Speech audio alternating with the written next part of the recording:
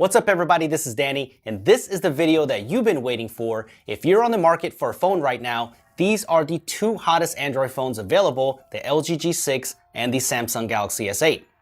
Both of these phones are really good, so I'm going to try to help you make the best buying decision. We're going to take a look at the build quality, the battery life, the camera quality, all of that, and let's see which one is the best for you. This comparison is a little tougher than years past because these two phones actually share a lot more similarities than they did before. Looking at them both side by side, they share similar build materials like glass on the back and metal frame, new taller and unconventional high-resolution 18:9 displays. They are both IP67 dust and water resistant with wireless charging, which I personally love. So both of these phones are fully feature-packed. Let's begin with the differences, starting with the display. They both have Quad HD Plus resolutions, but the LG G6 is a 5.7-inch LCD, while the Galaxy S8 has a slightly larger 5.8 Super AMOLED display. The biggest difference here is the screen technology. The S8's AMOLED display has deeper blacks and punchier colors, and while it might be a preference battle at this point, it's really noticeable on features like the always-on display. The S8's black levels make the always-on display look like it's a part of the frame, where on the G6, you can notice that the screen is on. This matters because the always-on display eats up the battery life on the G6 significantly, so you might want to turn it off to get better battery life, while on the S8, it has very minimal impact on the battery life. The G6 display looks fantastic though, and you won't be disappointed. They both have very small bezels, they both look like phones from the future, but I have to give the win to the Galaxy S8 for the display, for Samsung's displays have always been the best in the business, and the S8 is no exception. The S8 is curved all around, so I personally think it feels better in the hand, while the G6 is a bit thicker and rougher feeling with its non-curved display, so you're going to have to try it out for yourself to make a decision. They both feature support for HDR content, which is very nice, but the G6 has both support for HDR10 and Dolby Vision, so if you want that latest and greatest support in HDR, you might want to go for the G6. I did notice after using these for a week that the S8's display is brighter in direct sunlight, so if that's important to you, keep that in mind. They both have fingerprint scanners, but I much prefer the location of the G6's fingerprint scanner below the camera. It's easier to locate, and the S8 sensor is right next to the camera, so until you get used to it, you will be touching the camera lens. And if you're left-handed, not as much, but if you're right-handed like me, you might be cleaning that camera lens before you take pictures. Both of these can get pretty slippery because both are fingerprint magnets, but a skin can fix that real quick. These are made by dbrand, you know the drill, link is in the description. They both have NFC for mobile payments through Android Pay, but Samsung Pay still to me is better because you can use it anywhere. It uses MST, the same technology that's in your debit card or credit card, so you're pretty much good anywhere. The performance of these phones are both great. They both run Android 7.0, so you get all the great features with their respective skins on top.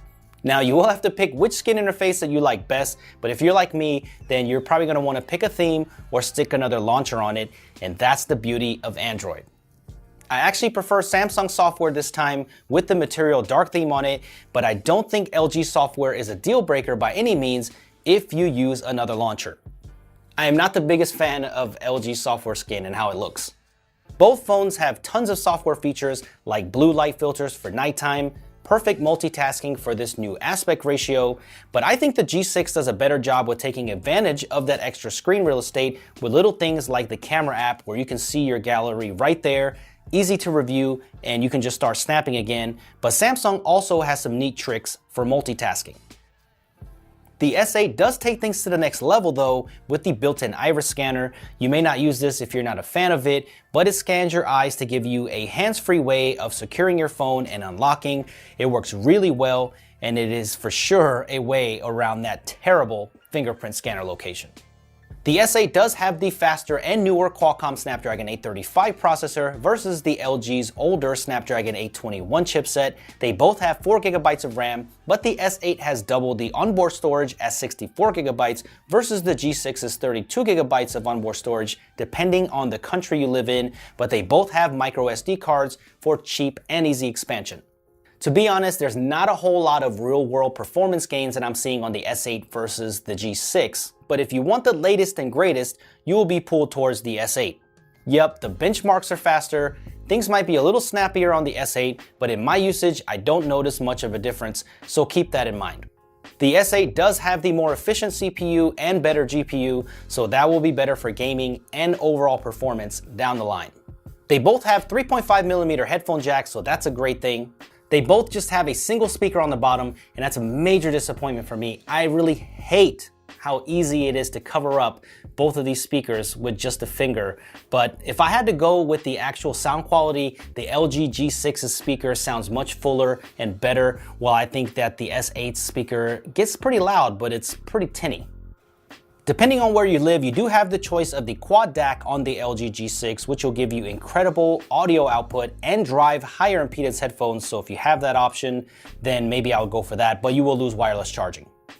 Before we get into the camera, let's talk about the battery life. They both feature USB Type-C ports at the bottom, and they both feature quick charging, but the G6 has the faster Quick Charge 3.0 versus the older Quick Charge 2.0 on the S8. So you'll get slightly faster charging speeds with the G6, and as mentioned before, they do both have fast wireless charging on board, so you can top up without cords. But overall, I thought the G6 had better battery life overall. I'm getting about 5 hours of screen on time with each day's use, where I was getting a little bit over 4 with the Galaxy S8. That's expected because the G6's battery is slightly larger at 3,300 milliamp hours versus the S8's 3,000 milliamp hours. Your experience might be different. The always-on display tends to eat up the battery life pretty hard on the G6, so I don't use it, and that's probably why I'm getting better battery life. But if you use the always-on display a lot, then it could be a wash for both these phones, getting about the same battery life. But both of these phones don't have the best battery life, but most people should be able to make it through a full day. They both have battery saving features, but the S8 has an option where you can keep the display on 1080p for better battery life. But on both of these phones, I've been keeping full resolution on with about 50% brightness, and those are the battery stats that I'm getting with those settings. Let's get into what you've been waiting for, the cameras. Both of these cameras are fantastic, but the G6 does have this unique dual camera setup with a separate 13 megapixel wide angle lens that can be important if you want some extra flexibility. There are a lot of times where I can't get everything into the shot, and I'll either have to back up like crazy to get it to fit, or just settle with the shot that I was able to get. But on the G6, it's incredible for situations like this where you can get so much in the frame. The downside is you do get some GoPro-like distortion on some of the shots, but if you don't want that, you can just switch back to the regular 13 megapixel primary camera, and I do feel like this gives a new perspective on your photos. You do have to be careful in lower light conditions since the wide-angle lens has a different f2.4 aperture, but overall, such a useful dual camera setup. The Galaxy S8 has a similar 12 megapixel camera to last year's S7 with some new image processing, and it comes with a lower f1.7 aperture compared to the G6's f1.8. If you care about taking selfies, they both have decent front-facing cameras, but I think the S8's new 8 megapixel sensor does a better job overall. But the LG G6's ability to switch to an ultra wide angle could be the feature you like, especially if you're trying to capture a lot of people.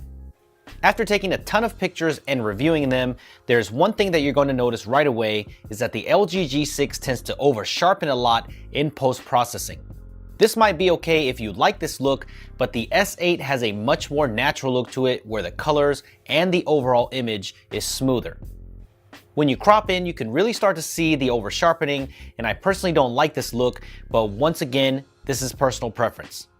The dynamic range on both of the cameras are stellar and both produce some great images, but I always ended up liking the S8's pictures better in the end. The only time the G6 is the clear winner though is in macro mode. There's so much more detail there, and the minimum focusing distance is slightly better on the G6. I think a lot of people will agree with me here. I just think that the S8's pictures look more natural. I mean, what do you guys think? Low light is the same outcome. They both do well and have great noise reduction, especially in the nighttime shots, but I like the more natural processing on the S8, giving the night pictures more of a natural look and softer look with more realistic edges. But once again, the G6 does pull off some better details, especially when you crop in on certain parts and in certain lighting conditions, but I still think that the S8 takes it overall. When it comes to 4K video, they are both sharp. I did notice that the stabilization is a little bit better on the G6.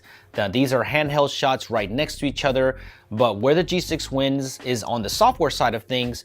Now on the photo side, they do both have full manual controls to tweak shutter speed, ISO, focus, and a lot more. But on the video side, the Galaxy S8 is limited to just a few things, where on the G6's side, you have absolute control over everything here, including bitrate, audio options, and even changing your frame rate. So if you plan to do some video creation with your phone, the G6 might be the phone for you. Let me know in the comment section below if you want me to do a separate, more detailed comparison between these two cameras. So what do you guys think? Which one would you pick and why? Let me know in the comment section below. If you care about my opinion, I would personally pick the S8. I think between the both of them, they're beautiful, but the S8 has the better design, more comfortable in the hand. It has the new 835 processor, so I guess it's more future-proof. I think the camera actually takes more natural-looking pictures and they have better outcomes overall. And if you care, there's 5G support on the S8. But you do have to take price into consideration because at least in the US, the LG G6 can be up to $100 cheaper on certain carriers, and they both perform very similar and they're both great phones. So if you're looking to be a little bit on the budget, then the G6 might be the one for you. You really can't go wrong with either of these phones. They're both great. So let me know which one you like in the comment section below. If you enjoyed this, make sure you give this a thumbs up and subscribe to the channel for a lot more comparisons. And I will see you guys in the next one.